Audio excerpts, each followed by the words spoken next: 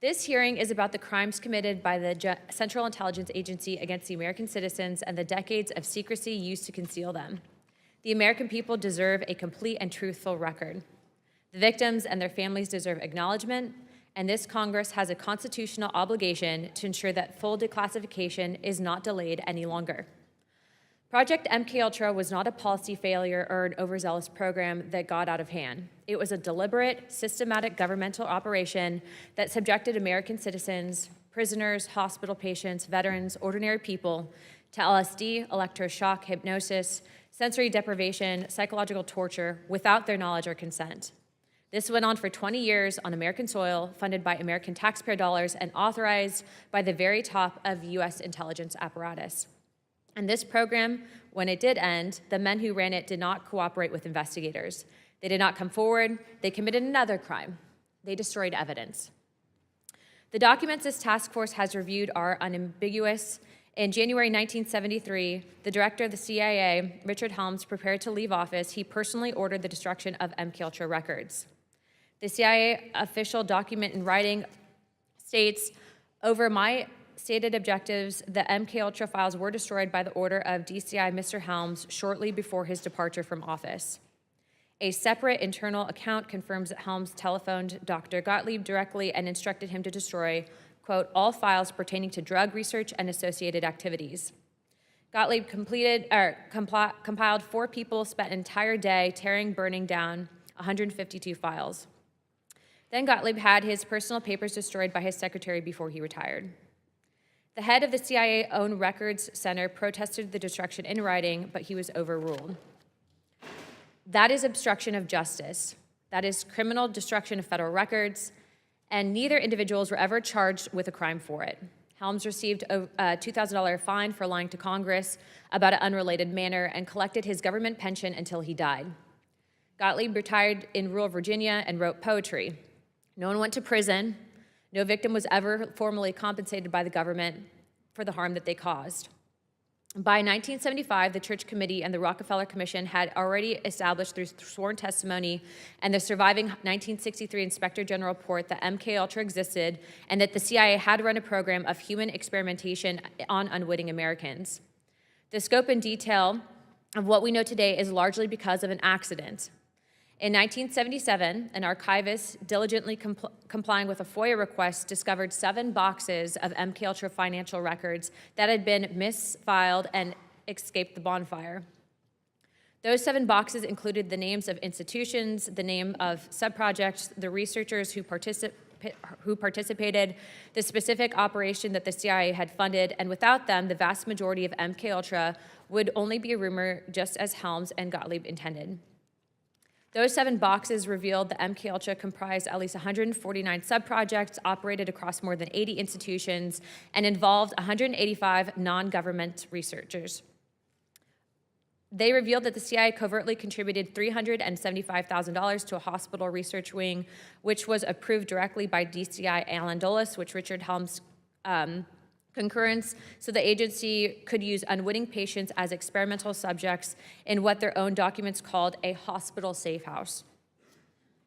The CIA-owned Inspector General said in 1963 his classified report concluded that the program had exceeded the agency's legal chapter, and covert testing on unwitting subjects placed the rights and interests of U.S. citizens in jeopardy. The program ran for a decade that we know of, and they ignored their own watchdog. Let me be clear what I believe that we are dealing with here. Administering drugs to people without their knowledge or consent, subjecting humans to psychological torture, and using prisoners and hospital patients as non-consenting research subjects. These are crimes against humanity. The Central Intelligence Agency committed them, and then the director of the CIA was ordering the destruction of evidence. Today we will hear from 2 witnesses who have spent years unraveling the cover-up that our government ordered. Stephen Kinzer documented the life and crimes of Sidney Gottlieb in his book, Prisoner of Chief, and Tom O'Neill spent over 20 years investigating what the CIA buried and what they obscured that, in my mind, constitute some of the worst notorious crimes against humanity in the 20th century. Their persistence in the research in this hearing is possible simply because they are patriots. The American people deserve the complete record. The victims and their families deserve acknowledgement, accountability, and justice. And this Congress has a constitutional obligation to make sure that the CIA never does this again.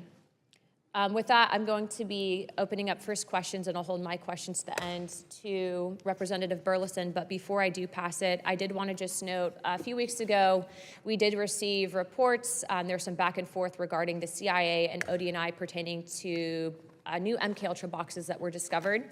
Myself and Representative Burleson did go down to Langley. We did meet with the CIA, and the CIA is currently in the process of declassifying newly found documentation, although the documents, and I feel comfortable enough to share it here, pertain specifically to a forgery program that was being housed under MKUltra. So as soon as those files are released, we will be putting out notification with your help to also comb through some of the newly released documents, but I did want to give you a quick update.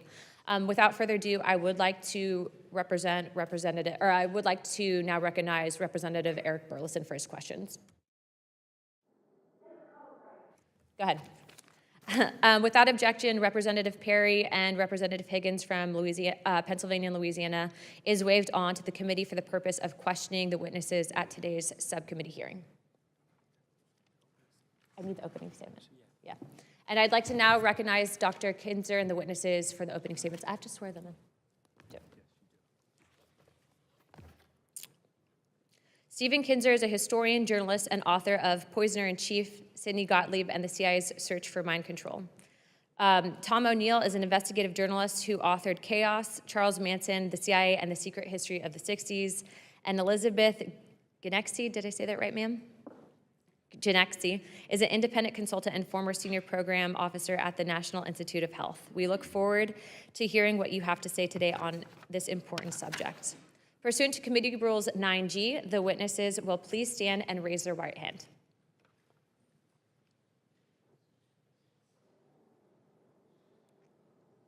Do you solemnly swear or affirm that the testimony that you're about to give is the truth, the whole truth, and nothing but the truth, so help you God? Let the record show that the witnesses answered in the affirmative. Thank you. You may now take your seat. We appreciate you being here today. Let me remind the witnesses that we have read your opening statements, and it will appear in full in the hearing record. Please limit your oral statements to 5 minutes. However, if it does go over, we will not be gaveling you out. As a reminder, please press the button on the microphone in front of you so that it is illuminated and members can hear you. When you begin to speak, the light in front of you again will turn green. After 4 minutes, the light will turn yellow, and when the red light comes on, that means that your 5 minutes has expired, and we will ask you to please wrap it up. I would now like to recognize Stephen Kinzer for his opening statement. Thank you very much, Madam Chairman. Let me begin by expressing my gratitude to this task force for confronting the enormous issue of overclassification of government documents and the culture of secrecy that enables it. I'm especially gratified by your interest in MKUltra, the project the CIA carried out through the 1950s in an attempt to find the secret of mind control. MKUltra was one of the most secret government programs in American history. The chemist who directed it, Sidney Gottlieb, lived in total anonymity. My book, Poisoner-in-Chief, may be the most complete account of MKUltra that exists in public, but I'm painfully aware that I have discovered only a small portion of what MKUltra was and what Sidney Gottlieb did. In 1951, the CIA hired Gottlieb and directed him to launch what became MKUltra. Gottlieb believed that in order to find a way to implant a new mind into someone's brain, you first had to find a way to destroy the mind that was in there already. In its search for ways to destroy a human mind and body, MKUltra conducted the most extreme experiments on human beings that have ever been carried out by a US government agency. By any standard, they qualify as medical torture. These experiments took place in prisons, clinics, and safe houses in the United States, in Europe, in Asia, and even in Latin America. Officers of MKUltra were authorized to travel to foreign countries, preferably those under formal or informal US occupation, and ask the local CIA station to provide them with expendables human beings who would not be missed if they disappeared. Gottlieb had what amounted to a license to kill issued by the US government. Neither the number of MKUltra victims nor the number of those who were experimented to death is known. Gottlieb, as a result of this license to kill, might have been the most powerful unknown American of the 20th century. Some information about MKUltra spilled out during the 1970s, but senior CIA officers had intentionally let Gottlieb operate without supervision, so they were able to claim that they knew nothing about his excesses.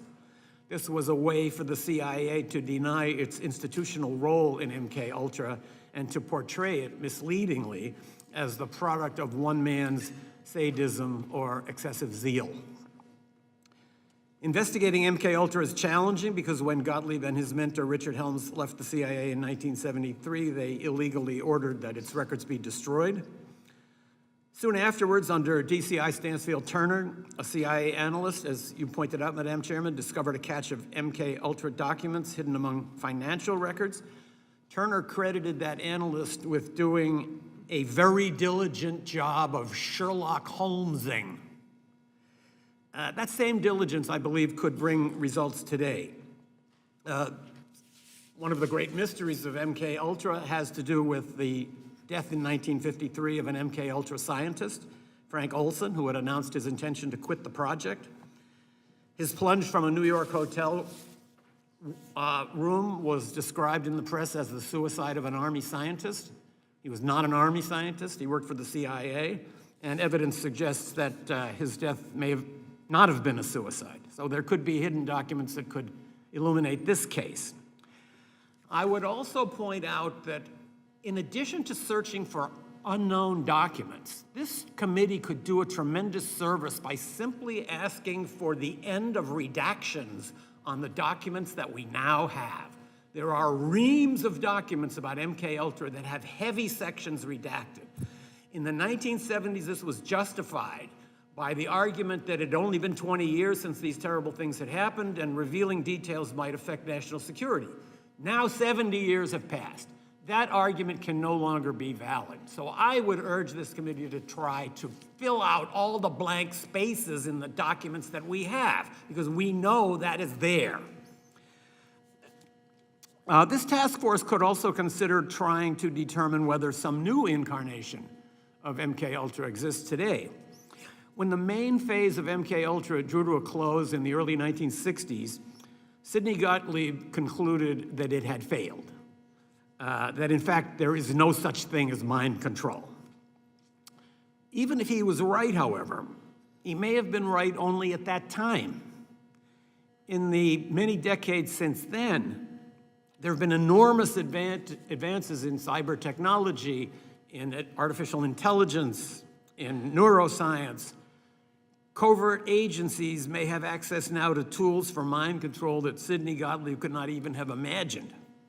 It may well have been true in 1963 that mind control is a myth, but whether it's still true is uncertain. And that question of whether mind control might now be possible under our new circumstances is something that has presumably occurred to scientists who work for secret services, including our own. This task force has a chance to connect the past to the future. A renewed effort to find MKUltra documents from the 1950s and to fill out the redactions of those that have been released might shed new light on how the CIA operated during that period. It could also inform a new inquiry into whether any mind control projects are now underway inside the US security apparatus. That might help prevent the emergence of a 21st century MKUltra that could be even more destructive than the original. Thank you. Thank you very much, Dr. Kinzer. I now recognize Tom O'Neill for his opening statement. Thank you, Chairwoman Luna, and members of the committee. It's a privilege to be here today. Almost 50 years. Oh, sorry. Should I start over? Thank you, Chairwoman Luna and members of the committee. It's a privilege to be here today. Almost 50 years ago, the last congressional hearings into MKUltra took place just a short walk from here in the Dirksen Senate Office Building. At those hearings, convened in August and September of 1977, representatives of the CIA told Congress and the American people that its 25-year effort to control human behavior had been a colossal failure. Because I believe Congress was never told the truth about what this program actually achieved. In fact, I believe the agency misled Congress in 1977 when it characterized MKUltra as a failure. My name is Tom O'Neill, and in 1999, I accepted a magazine assignment to write a story about murders committed by a group of hippies called the Manson family. For those unfamiliar with this horrific episode of American history, in the summer of 1969, 4 young people acting on the orders of a cult leader named Charles Manson went to the home of movie director Roman Polanski and murdered everyone they found there, including his 8.5-month pregnant wife, the actress Sharon Tate.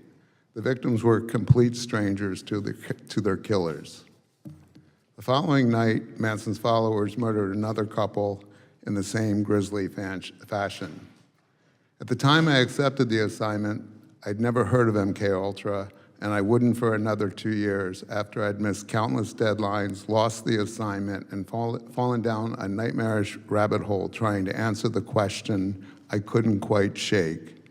How had Manson, a barely literate ex-con, acquired the ability to persuade ordinary young people to murder complete strangers simply because he had told them to?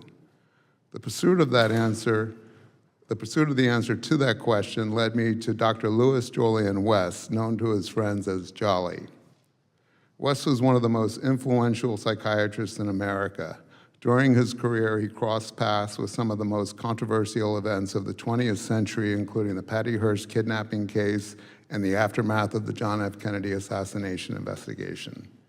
In 1977, West was one of 7 academic researchers named in a front-page New York Times story alleging that the CIA had used American universities, hospitals, and prisons as secret laboratories for experiments involving LSD and other drugs on unwitting human subjects.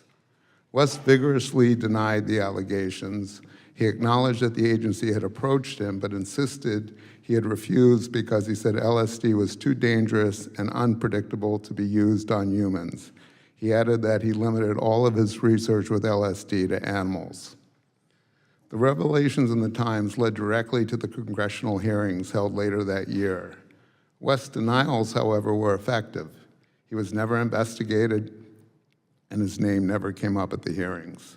I'll spare you the long and tedious story of how my Manson reporting led me to West, except to say that I eventually learned that in 1967, when Manson transformed into the cult leader we are familiar with today, he and his followers were receiving free medical care at a clinic in San Francisco where West had established a base of operations for a research project he was conducting nearby. After becoming intrigued by the allegations against West, I learned that UCLA, his last academic home, had inherited his paper following his death in 1999. Nearly 2 months and more than 200 boxes later, I found the proverbial needle in a haystack, correspondence between West and Dr. Sidney Gottlieb, the architect of MKUltra. The letters begin in 1953, just 2 months after CIA Director Allen Dulles authorized the program, and while West was stationed at the Lackland Air Force Base in San Antonio, Texas, where he was chief psychiatrist at the base hospital. In his first letter to Gottlieb, West proposed conducting experiments on unwitting human subjects, including military personnel, prisoners, and psychiatric patients at the base hospital. He then outlined the experiments themselves in 6 more pages that could have been written by Joseph Mengele. Using LSD in combination with hypnosis, West proposed inducing confusion, amnesia, and specific mental disorders in people who would remember nothing of their interaction with him afterward. He sought to develop techniques to extract true information and implant false information in unwilling subjects and to alter the attitudes and beliefs of, quote, previously loyal individuals. In other words, to completely switch their allegiance from one group or leader to another. But it was another sentence at the end of that letter that stopped me cold. These experiments, he wrote, must eventually be put to test in practical trials in the field. Gottlieb's response could hardly have been more enthusiastic. My good friend, he wrote, I had been wondering whether your apparent rapid and comprehensive grasp of our problems could possibly be real. You have indeed developed an admirably accurate picture of exactly what we are after. West replied that there was no more vital undertaking conceivable in these times. There was another document in West's papers that had even more significant implications. It was a 14-page report that West wrote in 1956, just 3 years after he contracted with the CIA.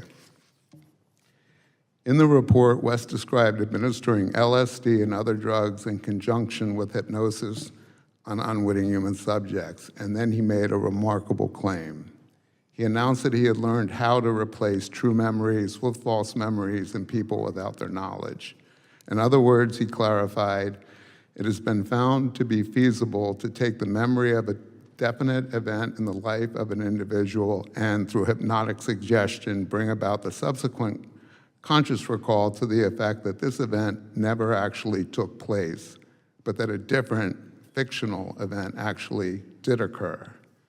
If West's report was accurate, this was not the failure agency officials described in 1977, quite the opposite.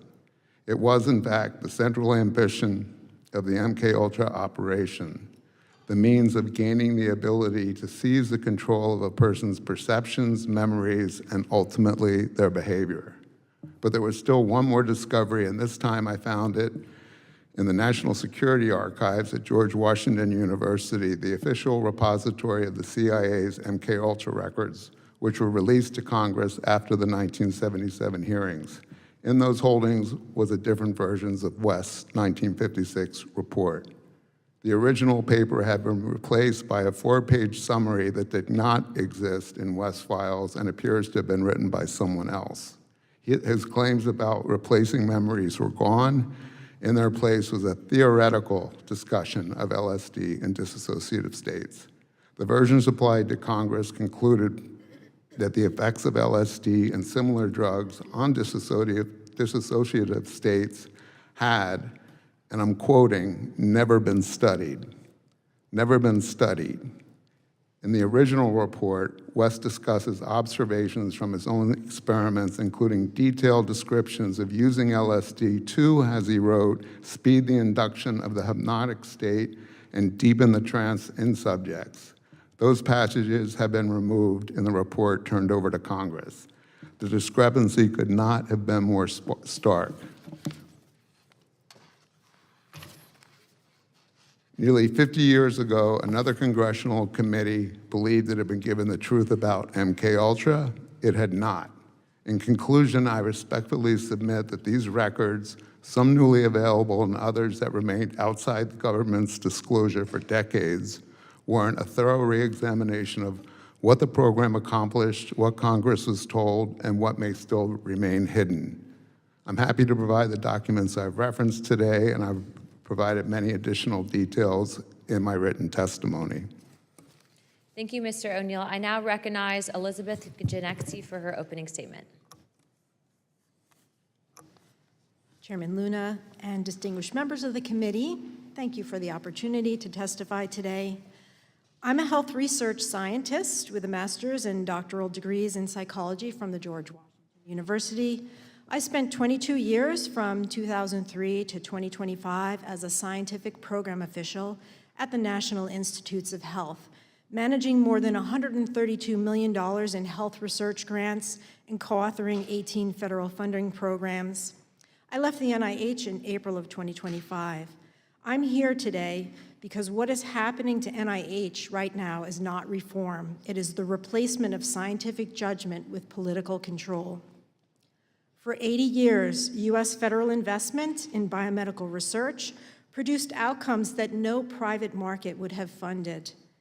Heart disease is the leading cause of death in the United States.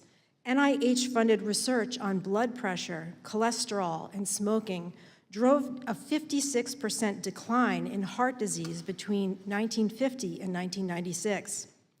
Cancer has been transformed.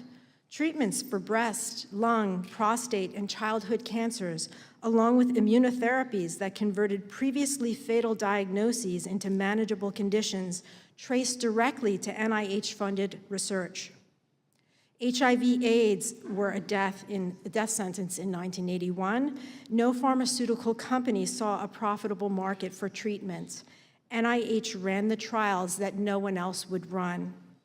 The result was antiretroviral therapy and pre-exposure prophylaxis. Global AIDS deaths have fallen 54% since 2010. Rare diseases that affect 30 million Americans get studied at the NIH because no market will fund that research. Every dollar that's appropriated to the National Institutes of Health generates $2.46 in economic output. NIH-supported work contributed to 354 of the 356 new drugs that the FDA approved between 2010 and 2019. Cutting the funding source of that pipeline does not slow it, it ends it. The proposed OMB federal financial assistance rule would give political appointees authority to terminate funded grants at any time without cause, including ongoing clinical trials with enrolled patients. This is not a hypothetical. NIH has already terminated or frozen thousands of grants, including hundreds of ongoing clinical trials since January 2025, concentrated in infectious disease, vaccine, and health disparities research. This proposed rule will make that authority permanent. The NIH director has eliminated the merit score thresholds that once protected peer review, and political appointees are right now overriding peer review outcomes to screen grants for alignment with administrative priorities. The proposed OMB rule will also severely restrict international research. We're managing an H5N1 bird flu outbreak that has more than 70 documented human cases. We recently concluded a hantavirus response that required CDC scientists working alongside Argentine counterparts. The current Ebola outbreak in the Democratic Republic of Congo is now the third largest on record and is outpacing containment efforts. This rule will curtail exactly that kind of cooperation that we need. NIH lost 1,112 PhD-trained workers from 2025 to early 26. More than half of the NIH institutes right now are operating without permanent scientific leadership. The majority of its advisory councils required by statute to provide independent oversight have lost more than half of their members. The fundamental choice before this Congress is between a system where scientists make scientific judgments through accountable processes and one where political appointees make those calls instead. That choice will determine whether the next breakthroughs in cancer, Alzheimer's, antibiotic resistance, and pandemic defense will happen here, somewhere else, or perhaps not at all. I urge this committee to support a joint resolution of disapproval to block the proposed OMB financial assistance rule. That authority to replace peer review with political approval has not been granted by Congress and should not be. Dr. Genesi, your time's expired. I'll be now going to myself. Thank you very much. Questioning. Thank you, ma'am.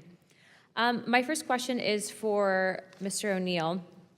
MK Naomi, the joint CIA-Army program that ran parallel with MKUltra at Fort Detrick, appears to have been run with deliberate minimal documentation. Army records on Special Operations Division have apparently been destroyed. In your investigation, what did you learn about MK Naomi, and do you believe its activities were even more serious than what we know about MKUltra?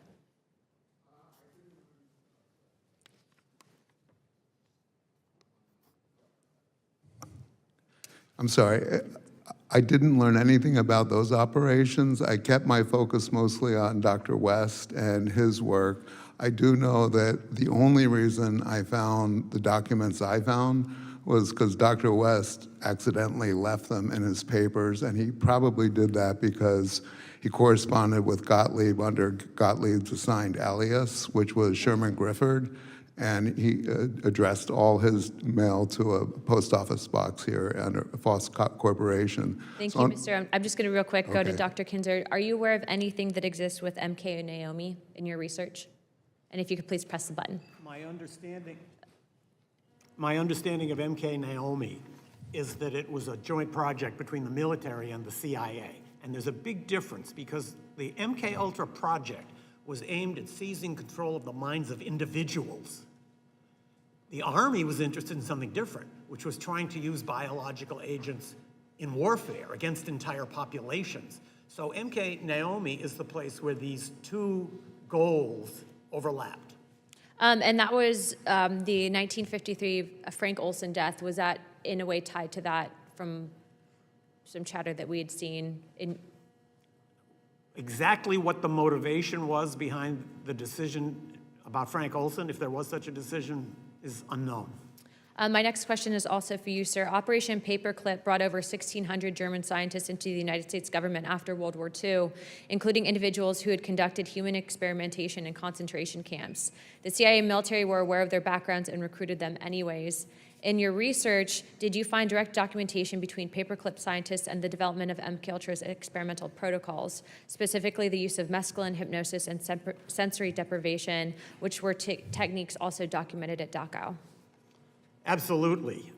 Kurt Blome, who was the chief of biological weapons development for the Nazi government, came to work for the CIA. So did Walter Schreiber, who was the Surgeon General of the Nazi Army. I can just tell a brief story. When I was researching my book, I found what I think might be the first secret CIA prison or black site. It's a nice chalet in Germany. And the guy who now owns it took me into the basement. He said these were the cells where the MKUltra officers, working side by side with Nazis, carried out those gruesome experiments, which were actually just continuations of the experiments that those Nazis had been conducting just a few years earlier right down the road. Just for timeline and clarification, these experiments were happening after the Nuremberg trials, correct? So the CIA would have known that these were crimes against humanity. I looked for an episode in which the Nuremberg doctrines were posted on the wall in some MKUltra or CIA office, and I was never able to find any indication that those Nuremberg principles ever were even consulted, much less obeyed. Thank you. My next question would be for either witness to comment, Dr. Kinzer or Mr. O'Neill. Both witnesses have written about the psychiatrist Louis Jolly West. Sidney Gottlieb, who ran MKUltra program for the CIA, hired West as a contractor to conduct research for Subproject 43, combining hypnotism, drugs, and sensory deprivation to create dissociative states, in which, to quote Mr. Kinzer in his book, Poisoner in Chief, the human mind could be pulled away from its moorings. Following the assassination of President John F. Kennedy, West psychiatrically examined Jack Ruby, then in prison for murdering the president accused of the assassination, Lee Harvey Oswald, the assassin accused of murdering President Kennedy, Lee Harvey Oswald. A report emerged from West's examination said that Ruby had suffered an acute psychotic break. Can you explain why Dr. West in particular was chosen to conduct an examination of Jack Ruby alone in his jail cell with no other psychologist present? Be happy to. West inserted himself into the case. When Ruby was, the day of the shooting, the day after the shooting, West approached the judge in the preliminary hearings and asked to be assigned to the case. He was refused by the judge. After Ruby was convicted at his first trial, an associate of West, Dr. Hubert Winston Smith, who was a psychiatrist and an attorney, took over Ruby's defense for his appeal. And he had already discussed appointing Ruby to the case, or excuse me, West to the case. And as you said, West examined Ruby alone at the jail cell and emerged to announce that in the preceding 48 hours, he had an acute psychotic break from which he would never recover. He had been declared competent to stand trial the first time by a panel of, I think, 8 psychiatrists. This psychotic break lasted until his death in 1967. 2 months after West examined him, Ruby testified for the first time and only time to the Warren Commission, and it was the first time he ever publicly was supposed to say what his reasons were for shooting Oswald. The testimony had to be halted because he was babbling incoherently, and as Arlen Specter, who was a counsel to the commission, wrote in his memoirs, he pulled him aside and said that they were cutting off the arms and legs of children in Albuquerque and El Paso, and he said he was making no sense whatsoever. West, in his letters to Gottlieb from 1953, discussed experiments where he would induce specific mental disorders in people without their awareness.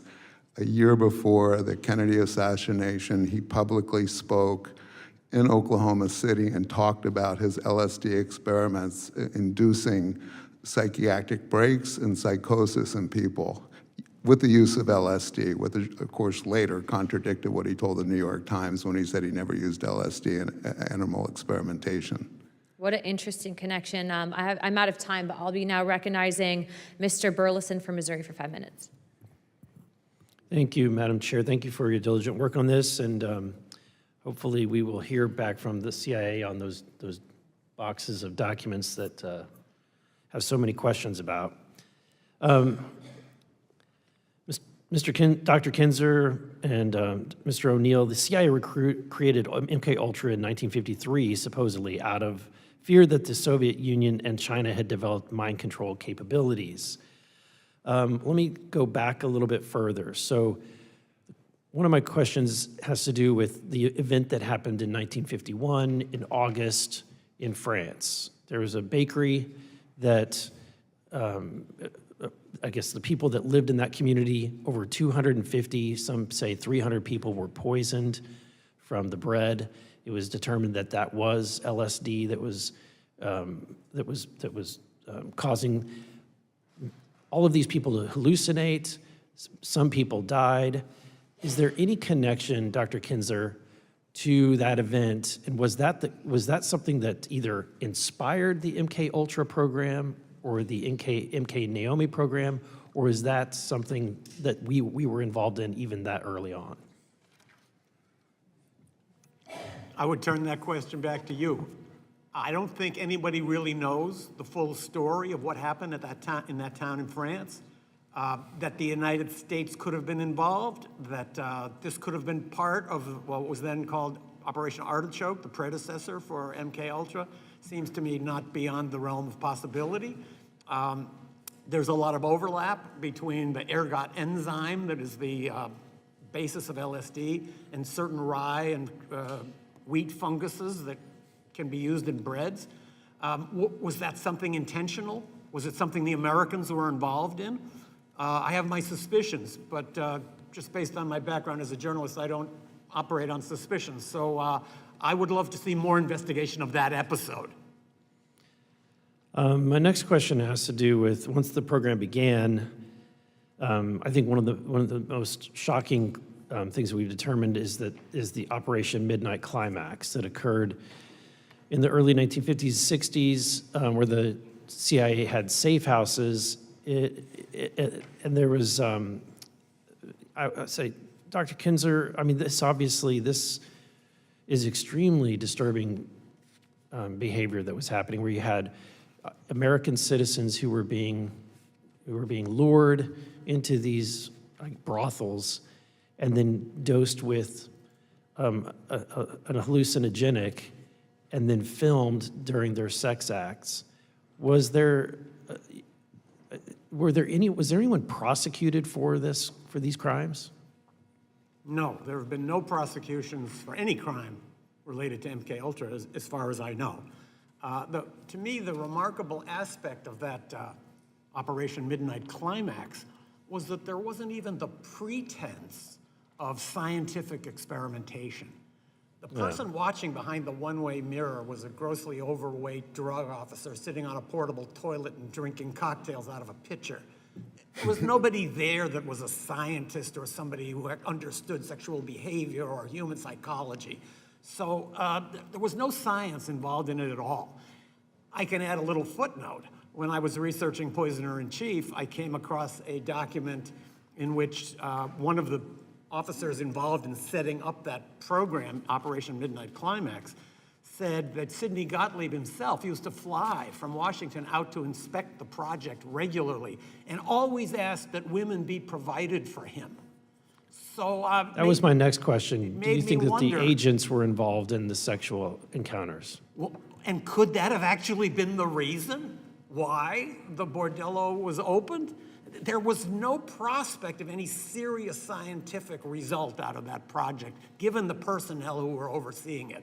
So those CIA officers, particularly Gottlieb, involved in overseeing Operation Midnight Climax, certainly were able to take advantage of what it offered. Thank you. And my last question, first I want to say thank you to Mr. O'Neill. The book Chaos, I checked it out from the Library of Congress and greatly appreciate your work there.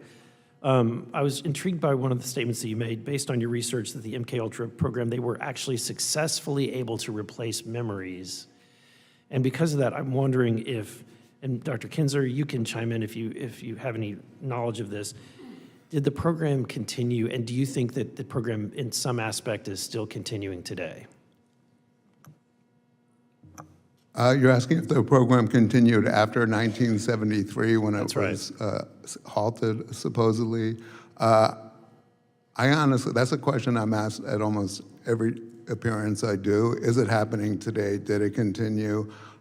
I don't know. I can't imagine that it didn't, though, because the technology that they worked to establish over 20, 25 years and spent more money on than any operation the CIA had ever conducted was successful. I imagine it's being used. I have no evidence of it being used, so it's a complete assumption. I would just add that one of the letters to which Mr. O'Neill referred contains a quote from Mr. Gottlieb saying that these experiments were necessary, quote, in these times.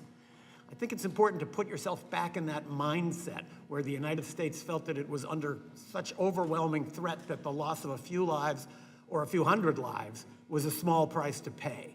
Commitment to a great cause is one of the most fundamental justifications for committing immoral acts. And patriotism is among the most noble of causes. It can be twisted and it can be used as an excuse to carry out research under the guise that this is simply research we're doing to protect ourselves against others. And I think that is a mindset that may still be active in some parts of our government. Thank you, gentlemen. Thank you, Madam Chair. My time has expired. I yield back. Thank you, Mr. Burleson. I now recognize myself. Thank you to the witnesses for coming today to testify about MKUltra. Dr. Genexi, you said you worked for the NIH, is that correct? That is correct. And you left in 2025? That is correct. I noticed during your opening statement that you had nothing to say about the content of this hearing being about MKUltra. Your statement seemed to be based more on your issues with this administration's attempt to reform and rein in the NIH. Is that a fair assessment of your opening statement? My opening statement was talking about the destruction of the NIH and cancellation of grants and political control of the NIH.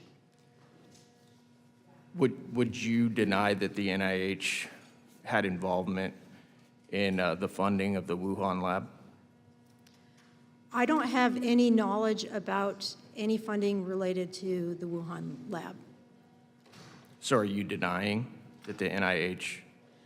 I'm funded basically the here to Wuhan talk lab? about what's happening right now at the NIH and how we really should be letting science be driven by scientists and not by politicians. Well, do you- Because that's how we fund cures and make health progress. Well, with all due respect, ma'am, do you find it ironic that for years we were told to trust the science, and then in the aftermath, we've all found out that most of what we were told during COVID was a complete lie, and it wasn't scientific at all? The number one thing that I think that we're doing to destroy trust in American science right now is canceling clinical trials.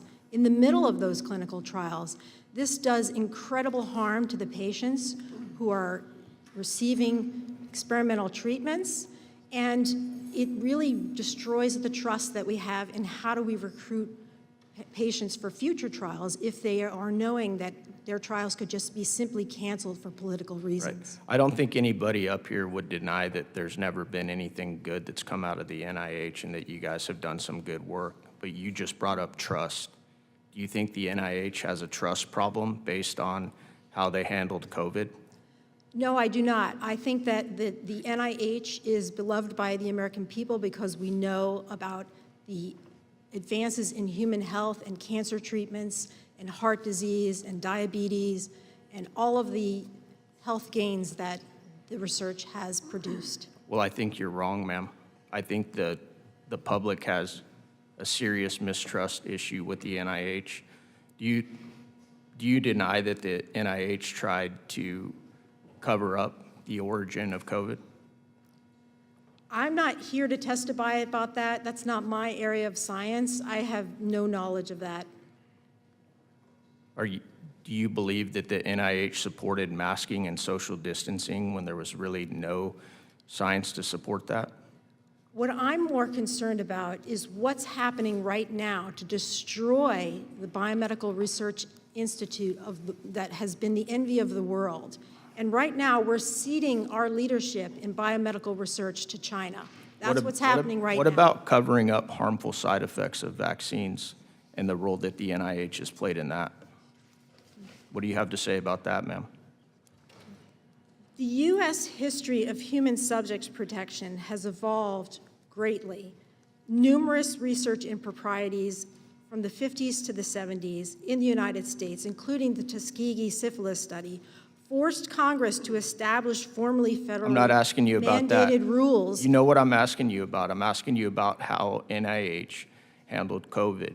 Obviously, this is supposed to be a hearing about MKUltra, but when you gave your opening statement, and I don't even know why you were called to this hearing because you didn't offer anything about MKUltra, but since you are here and you're going to defend NIH, I'm going to call you out on it.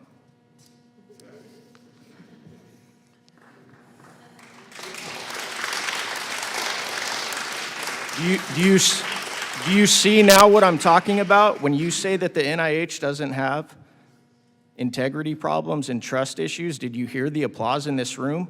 That should tell you right now that you're pretty tone deaf to what the public thinks about how the NIH handled COVID and the cover-up, not only the funding of it, but the cover-up involved in the aftermath. Can you acknowledge that? I'm sorry, that's not my understanding.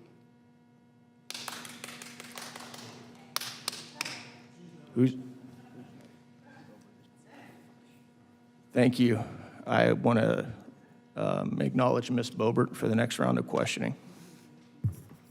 Thank you, Mr. Chairman, and thank you to two of our witnesses who are here to actually talk on our subject here today. Mr. Kinzer, in your book, Poisoner in Chief, you describe how Project MKUltra was authorized by CIA Director Alan Dulles in April of 1953 as an umbrella program for research into the covert use of biological and chemical materials for mind control and interrogation.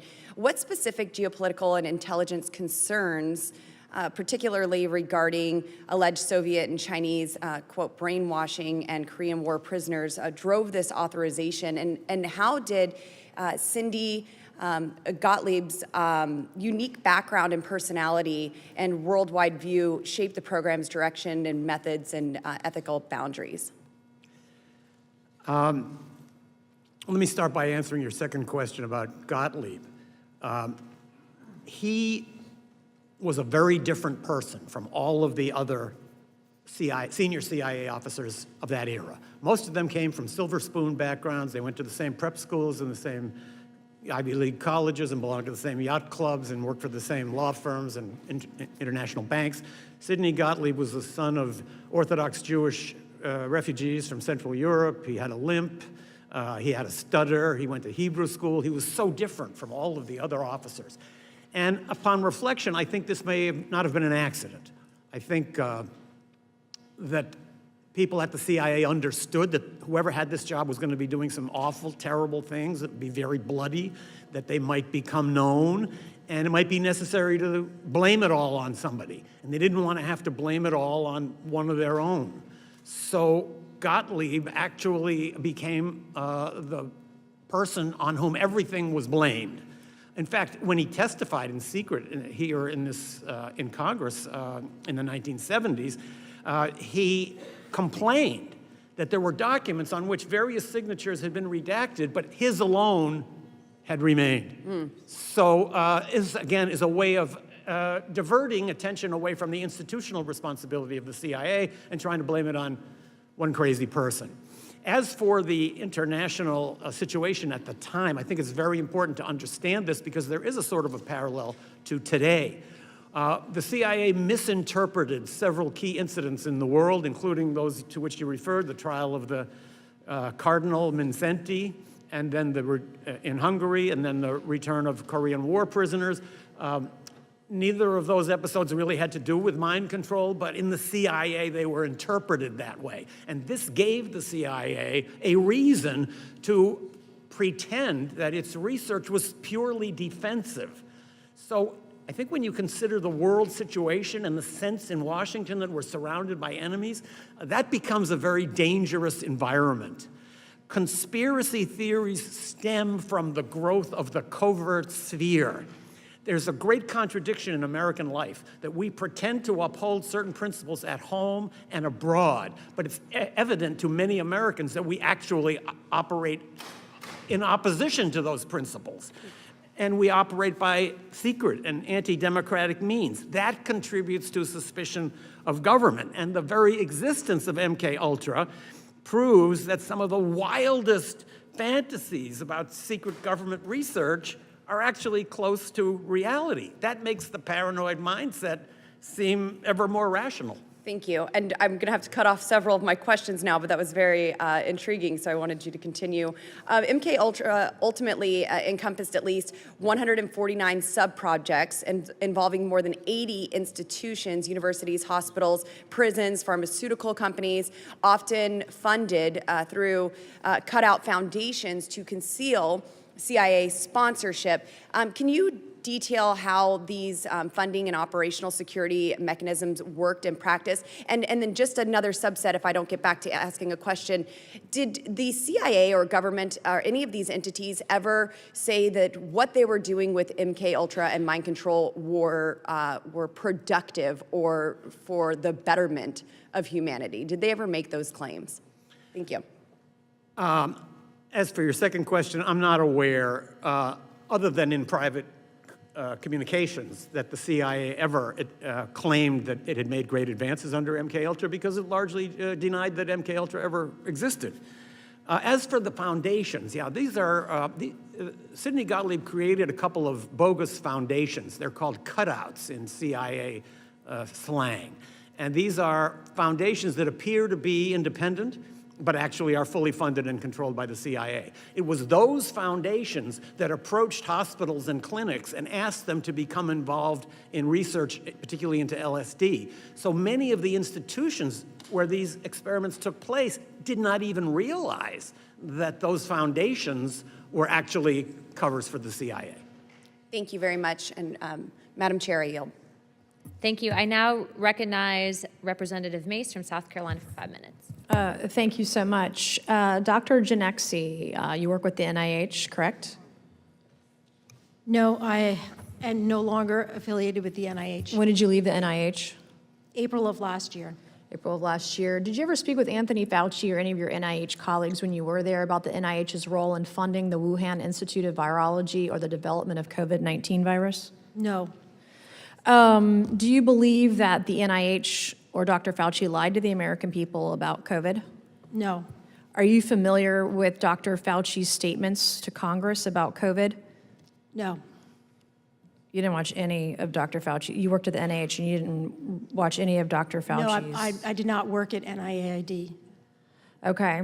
Do you think that the COVID shots harm American citizens? No, I do not.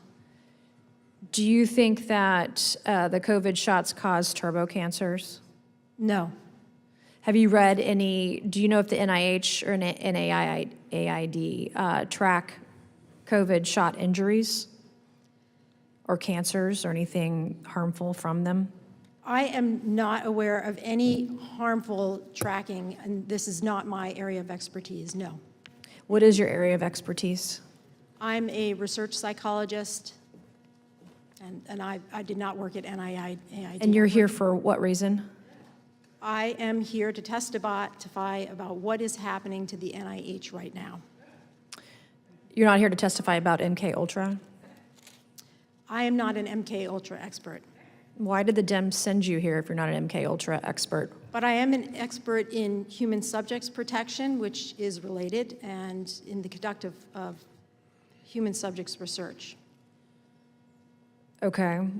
But you don't know anything about MKUltra, which is the purpose of this hearing. All right, so I have a couple questions for our witnesses who are here to talk about MKUltra, and thank you, gentlemen, Dr. Kinzer and Mr. O'Neill. What are some of the worst abuses that you're aware of in the MKUltra program? I can start by just naming, I'll talk about one in particular that always sticks in my mind. In the federal prison in Lexington, Kentucky, a group of African-American inmates was segregated and fed what were described in the protocol as double, triple, and quadruple doses of LSD every day for 77 days. Did they all survive? We have no idea Okay. what happened to them. This has stuck with me ever since I wrote that book. What happened to them? Did they ever find out what was given to them? Did they think they were going crazy? Did they? I think if the. Do you think we're still experimenting on prisoners or people in prison today? I don't have any information about that. Okay. I'm hoping there'll be another book about Mr. what's O'Neill, happening now. what are some of the worst abuses in MKUltra? There were many. The Frank Olson case, which was referenced earlier, that was a murder. I don't believe that was a suicide. And the motivation was because he was going to be a whistleblower. He worked at the CIA, he worked in the development of biological weapons, and he was planning to go public and announce that the United States government was using biological weapons in the Korean War. And also, he was going to share what he knew about MKUltra experiments, including lethal experiments. And there's a documented case. How many, gentlemen, how many people do you think died through the MKUltra program or were murdered? No idea. If those who died largely were outside the United States, many people were experimented to death in that safe house in Germany that I visited, and people in the neighborhood told me they knew what was going on in that house, and that people who were experimented to death are now buried in what used to be forest plots that are now covered over Do you with think the German apartments. government knew what the U.S. government was doing? Do you think there was a partnership there or knowledge? Yes. There is a memo that was written by the German Secret Service to Konrad Adenauer, the Chancellor of Germany, telling him Americans are here capturing citizens, capturing people and conducting extreme experiments which are in violation of German law. And Adenauer decided to put that aside and not to I investigate have one more further. question because I have 15 seconds. Is this a massive cover-up by the U.S. government? It's certainly a cover-up of what happened in the past. Mr. O'Neill? Oh, absolutely, yes. Thank you, and I yield back. Thank you, Representative Mace. I now recognize Mr. Perry from Pennsylvania for 5 minutes. Thank you, Chair. Thanks to the witnesses for being here. To Dr. Kinzer and Mr. O'Neill, I want to focus on the information that we do have and things of that nature. Do we know of, can you name the locations, say the prisons, the hospitals, other institutions, and the cutouts as you described, either one of you folks described them, that would be familiar to us or the American people? Can you name these? Yeah, if I could begin just by saying, at the end of the 1977 hearings, Senator Ted Kennedy and Senator Daniel Inouye, who were the co-chairs, demanded that there be an investigation to find out who were the perpetrators, where were the experiments conducted, and most importantly, to locate victims, compensate them, notify them, because many didn't even know they'd been experimented on, and give them lifetime medical care. President Jimmy Carter and Attorney General Griffin Bell said the federal government will begin an investigation. That never happened. Instead, the CIA created something called the Victims Task Force to investigate itself. It was a two-man investigation to locate victims, and they only looked for people who had been experimented on in the safe houses. They completely, because I interviewed both of them before they passed away, they completely avoided institutional experimental programs at the hospitals. And you're asking about the hospitals, the Oklahoma City Hospital, the Lackland Air Force Base Hospital, the Lexington Addiction Center, which Dr. Kinzer referred to, the Holmesburg Prison, Vacaville Prison, universities all over the country, Yale, Ivy League universities. None of those records there was a criminal investigation was also supposed to start into Gottlieb's destruction of the records. That had been announced by the Justice Department. And I interviewed Griffin Bell and asked him what happened to all those investigations and what happened to all those efforts to locate victims. He said it just must have fallen through the cracks.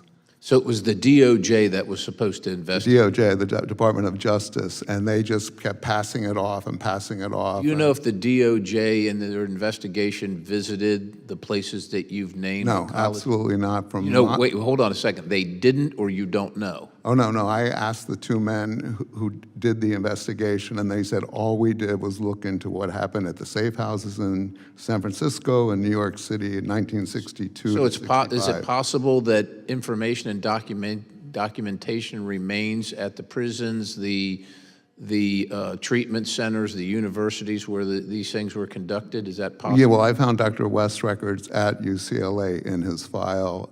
Hospital records are really hard to get because of HIPAA laws, and prison records, the Bureau of Prisons do have a lot. So yeah, it is possible there's still documents buried places. What were the average ages, if you know, of the people that were experimented on? Were these children? Were these middle-aged? Were they? Well, there were adolescent studies done in juvenile detention facilities and jails with kids who were 16, 17, 18 years old, and at institutional schools for wayward kids. The National Training School for Boys here in Washington, D.C. had them. So it ranged from, I think, adolescent, pre-adolescent, through any age. If you could describe, either one of you, the number of potential victims, if you could hazard a guess. Is this there were hundreds? 149 programs that we know of that were subcontracted outside of 149 separate programs. So yeah, outside, and that's what we know of. Again, everything we know of is minuscule compared to what was really going on. So I mean, that could have been into the tens of thousands, and I believe that's another reason that nothing was pursued, because if those people were compensated, it could have bankrupted. Has there been any recent attempt to find, locate, identify victims of this? Not that I know of. I would just add that there's been considerable progress in this regard in Canada. There was MKUltra research going on at a psychiatric hospital in Canada, and the Canadian government has made a real effort to try to find out who the victims were, and also to compensate them and to provide them with medical treatment. So if we're looking for an example of a place where it was done better, even though it was on a much smaller scale, Canada would be a place to look. So other than embarrassment to the federal government, maybe agencies involved, and particular individuals who are probably likely deceased at this point, what is the reason for the mass redaction of the information that we do have? Has any reasoning been given? Shame? I'm sorry? Shame? That's what I'm saying, other than embarrassment, but I think it stands to reason that probably the individuals involved in conducting and authorizing this activity are probably all deceased. Sure. At this point. Is there any reason to believe otherwise? No. I make those arguments in my FOIA requests, but it doesn't get me anywhere. I don't know about you, Dr. Kinzer. All right, my time's expired. I'll give him. Thank you, Representative Perry. I'm now going to go to a second line of questions. So I'll be recognizing myself, followed by, I believe, Representative Bober and either of the representatives if they'd like to join in. I wanted to elaborate further, Dr. Kinzer, on what you had stated about potentially there being bodies, the locations, Germany, because I'm going to reach out to the German government after this to get the ball rolling on that if that is indeed the case. Can you just elaborate further on what you were hearing from people in that area, what they were saying, and then also to potential locations of bodies? First of all, the memo that Chancellor Adenauer received is on the record. You can find that memo warning that these operations are going on. I did speak to people who lived in that area, and they all understood. Some of them had cooperated with an investigation by a German magazine, Der Spiegel, that called that house the CIA torture center, and in that article it said there were deaths, but the number is not known. So it was a secret to us, but what we were doing in that house was really not even a secret to the people in the neighborhood. It reminds me of the bombing of Cambodia. That was a secret to us, but if you were living in Cambodia, you would have known about it. So I think there is fruitful ground for research looking into what happened in Germany and seeing what can be found out about these hugely destructive and devastating projects that were essentially systematic torture going on in this house and who knows how many others. Just to confirm, too, when you found the initial transcript with the Chancellor correspondence, was there a response from the U.S. government to the Germans? No. The U.S. government would possibly have advised Adenauer not to pursue it, but I don't think Adenauer would have even needed to be told that. He would see it, he would understand his close partnership with the United States made it impossible for him to criticize anything the U.S. was doing. Don't forget this was not so long after the end of the Second World War. So no, there was no effort by the United States ever to reveal anything about what happened in Germany. And in fact, one of the FOIA requests that I made that was never fulfilled, and one that I would urge you to pursue, is what was Sidney Gottlieb doing during 2 years in Germany? He went to Germany and went to live there as a case officer. I was never able to find out what did he do during 2 years in Germany. There were huge numbers of MKUltra experiments going on in Germany, including a number that were fatal. That would be a very interesting catch of documents to find. We will definitely be following up. My next question would be for either Dr. Kinzer or Mr. O'Neill. Declassified CIA records have revealed that officers deployed overseas have used USAID funding as an official cover, or USAID as an official cover for operational work that had nothing to do with the mission of USAID, i.e. humanitarian aid, medical relief, etc. In some cases, CIA officers operated under USAID cover engaged in lethal activity in places such as Vietnam, running assassination missions during the war in country from 1965 to 1975. And since MKUltra seems to have found its origin in drug experiments conducted on prisoners overseas, and first by the SS in Nazi Germany and then by U.S. intelligence in camps captured from the Germans, do you believe that USAID may have been used overseas to further influence or further the MKUltra, for example, on prisoners of war? Since part of USAID's mission was to administer drugs to the poor and needy populations, would the organization have abused its mandate by poisoning foreign populations or creating disassociated states for interrogation or torture? I can't speak directly to AID, but it's certainly true that during this period, after the Second World War, the United States was using publicly announced and official U.S. government agencies to carry out covert action. We now know, for example, that 5% of all of the money appropriated for the Marshall Plan was diverted for covert activities. A number of U.S. agencies were used as cover by covert operatives, and that AID could have been one of them sounds very likely to me. And the NIMH admitted to allowing itself to be used for covert funding of MKUltra experiments in the 1970s when the operation was disclosed. Thank you. I now recognize Representative Burchett for 5 minutes.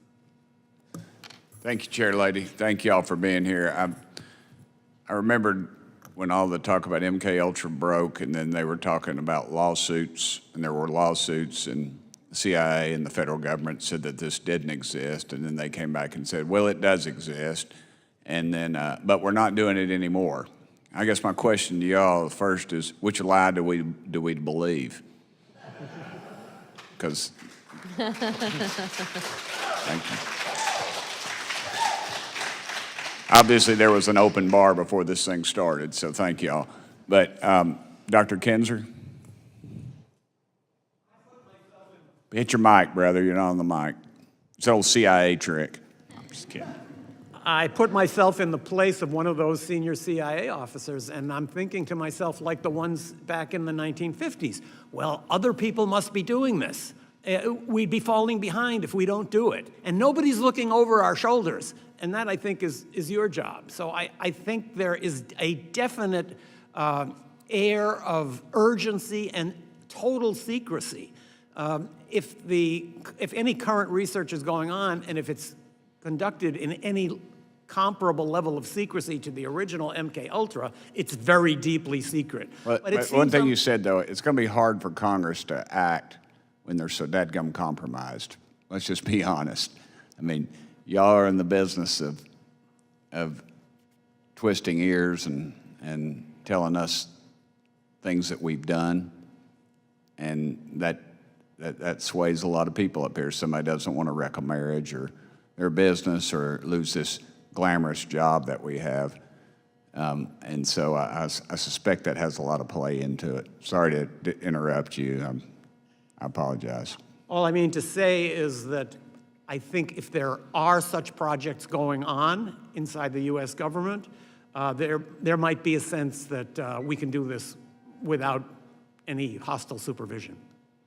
What are the possibilities that what we've learned in MKUltra, now that it has advanced so much to algorithms and the computer and getting to loners, that some of these loners could, through this just mass propagation of whatever you're doing, could cause someone to maybe take a shot at a president?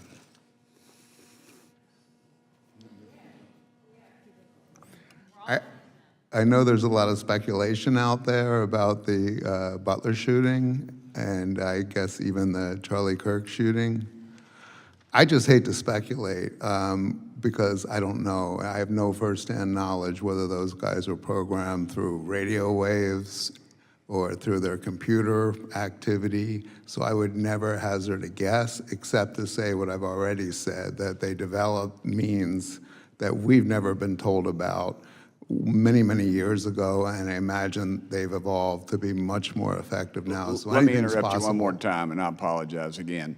But don't you think that they could cast this broad net through these algorithms and other things, and maybe they don't know the exact person it's going to affect, but they know what type of person it's going to affect, and they know it's going to happen, and that way they can't predict when it's going to happen, but they think it will happen, and then that way they can sort of wash their hands of this whole thing and say, well, we didn't have anything to do with it, but in effect they really did, because they put this out there and they continue to put it out there to whatever method you're talking about. Go ahead, guys. I'm sorry. Ma'am, if you want to jump in. She's with NIH. Okay. Doctor, go ahead. It sounds to me like you're describing something like the Martin Luther King assassination. The FBI didn't carry it out, but it created such a climate just denouncing King as the most dangerous man in America and putting out all this material about how he was helping communists that they must have thought, it's going to filter down. Somebody will take action, and then we can say we didn't have anything to do with it. And James Earl Ray was a third-rate thief. He made an incredible shot, 1 foot on a commode, 1 foot in a bathtub, leaning out of a window, basically. And the next day, or that afternoon, all the shrubbery was cut in front of the flop house he was staying in. There's a lot on that one that will never be discussed. I have some friends that were there, so I guess I'm on pretty close to firsthand knowledge. But yeah, I'm sorry. I'm probably going to get audited when I walk out of the room. I know it. So, thank you, Chair Lady. I yield back my 4 seconds. Thank you, Rep. Burchett. I would like to now recognize Representative Boebert for 5 minutes. Thank you, and I would love to let you gentlemen just talk some here, but when we're bringing up operations like Naomi and MKUltra. There's Operation Mockingbird that was going on at the same time as MKUltra, and it really ties into what Congressman Burchett was talking about with radio waves, where we have these like a Venn diagram of individual people and the military casting a broader net. So you have the radio waves, computer activity, the Operation Mockingbird, the programming that is taking place. So what do you see in relation to what was happening then and what we are seeing now that could be types of the same kind of programs and even using direct energy weapons or the like? Mr. O'Neill, you can begin. I would just like to say one thing. There was an objective outlined in the early proposals for MKUltra to do experimentation to see whether they could do mass conversion, convert entire populations. I think that had something to do with the France incident that you were talking about earlier. Again, today, it's all speculation, but back then, they were trying to use psychological means to see how you could influence people's thoughts. And Mockingbird played into that, which, if people don't know, that was where they had CIA assets or co-opted people in the media who would write basically propaganda and try to control the thoughts and beliefs of the population to what the CIA needed. And is it still going on today? I would be surprised if it wasn't. Sure, I think we saw it even during COVID with all of the NIH funding that went to COVID and the Wuhan lab and then everything that came out of that, trying to make people believe in something that wasn't there. Dr. Kinzer, do you have anything on this? I would say only that in the modern age, maybe radio waves and drugs are not necessary to control people's minds. We have such a great advertising, propaganda, press, social media collaboration that certain opinions are marginalized, and real debate is frustrated because people are not given access to full amounts of information. So that's a way of controlling the minds of populations. It doesn't even require sophisticated electronic or psychopharmacological means. Anything else you'd like to add for our next 2 minutes here? That we haven't, maybe you have answers to questions we haven't asked.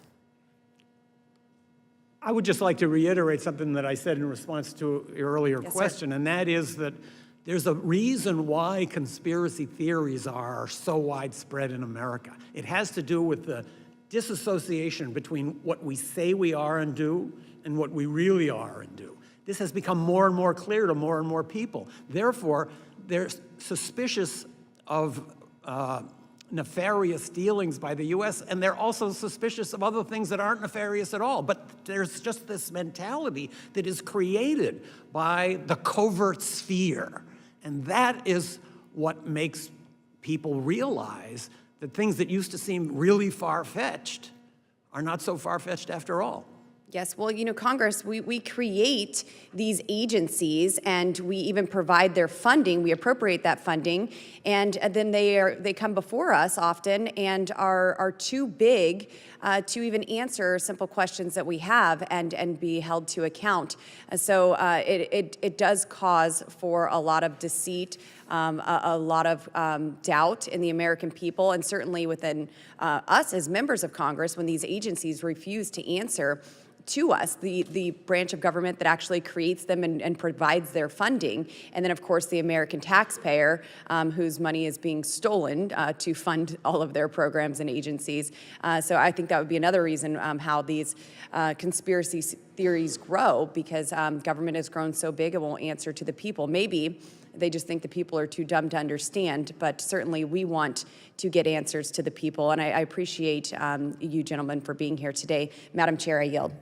Thank you, Representative Boebert. Representative Burleson, do you have any further questions? Okay, I now recognize Representative Burleson for 5 minutes.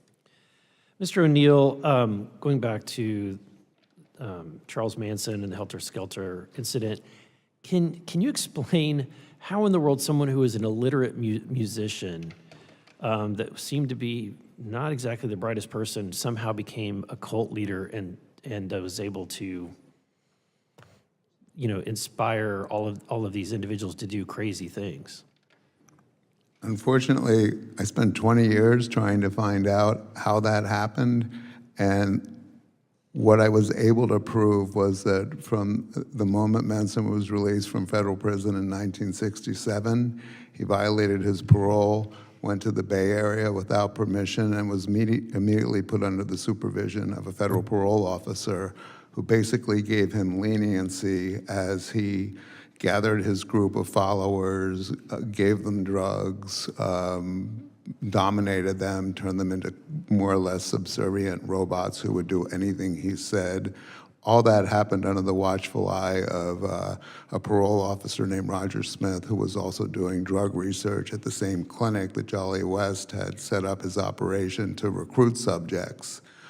All the way until 1969, when Manson finally ordered the murders that he was later convicted of, he had been arrested repeatedly for escalating crimes, beginning with petty thievery, stealing cars, and then rape, attempted murder, drug possession. Each time, not only wasn't he prosecuted, his parole wasn't violated. So the federal government, in some capacity, enabled him to do what he did and flourish until these crimes happened. And in my book, I make a case, and it's a theoretical case, that it was part of an operation called Chaos, also with the CIA, that we haven't talked about today because it really doesn't have anything to do with drug research, but it was created to neutralize what the government believed was a revolution that was happening in America in the 60s, beginning with the anti-war movement and then the black militancy movement and the Panthers. So it's kind of a big stew of a cauldron of possibilities, that Manson emerged from all that when I don't think he should have. Yeah, it's fascinating that you have an individual, Jolly West, who was working with this parole officer. You think the parole officer was making the connection so that the drugs were then flowing through? Well, the parole officer was at the same time he was supervising Manson's parole, running a research project called the Amphetamine Research Project out of that clinic, and that was studying amphetamines and violence and drugs and group behavior and gangs in the Bay Area. Again, I hate to speculate. I know it sounds like a cop-out, but when you see the tentacles that cross paths with Manson when he got to Los Angeles as well, I believe that he was he was manipulated and at the very least given freedom to do what he did while he was being observed. And then the same individual, Jolly West, ends up in Oklahoma, correct? So that's where he operating out of Oklahoma during even this time with Mr. When he Manson? contracted with the CIA, he was at Lackland Air Force Base. He was a chief psychiatrist at the hospital, so he began his experiments there. A year after the letter that I quoted in my statement where he was describing what he wanted to do, a year later on July 3rd, 1954, a 3-year-old girl was abducted and found later in a gravel pit, murdered, and next to a car that had been abandoned. And the search party that found the little girl's body was approached by a man who was an airman at the base, and he asked them where he was and how he had gotten there. He was arrested for the murder and described by the military officers who had him in custody as being in a trance or daze. He didn't have any drugs in his system. Mm-hmm. He didn't recognize his wife when she was brought to see him. And at his trial, where Jolly West was his advising psychiatrist who examined him, of course, it emerged that he had actually been being treated at the hospital at Lackland in an experimental program to cure his chronic, debilitating migraine headaches, and he was executed 4 years later. And then years later, he ends up volunteering to handle the Jack Ruby. West does, yeah. Right. Thank you. Thank you, Madam Chair. So just before we wrap up, is it in your expert opinion that Jack Ruby and Manson were assets of the intelligence agency specifically pertaining to MKUltra? Were they MKUltra victims? Yeah, theoretically, Manson, I've never been able to prove absolutely. Jack Ruby, I believe, this is something else. The Warren Commission investigation, on the Warren Commission was Alan Dulles, the former CIA director, who authorized and ran MKUltra until he was fired by President Kennedy. The liaison to the committee for the CIA, who handled the information coming from the CIA back and forth to the Warren Commission, was Richard Helms, who was a direct supervisor of Jolly West. They knew who West was. They knew that what West was capable of and what they had paid him to do and what he had reported to them that he could do, including inducing mental disorders in people. That was never disclosed to the commission as far as anyone knows. So I believe that West was put in there to keep Jack Ruby from telling his story. Wow. In closing, I just want to thank you all for being here today, and we will be following up, Dr. Kinzer, on your request to fully redact. I'll be following up personally with the director of the CIA, the MKUltra files that we do have. Also, as I noted earlier, there will be more that will be declassified, specifically pertaining to newly found records that were located in what we were discussing earlier. I did also want to just state that, for the record, in regards to what statements were made earlier regarding the German government, we will also be following up on that. If there are indeed people that were victims of this that have been buried, we would like to know who those people are and who their families are as well, in order to correct the historical wrongdoings of this government.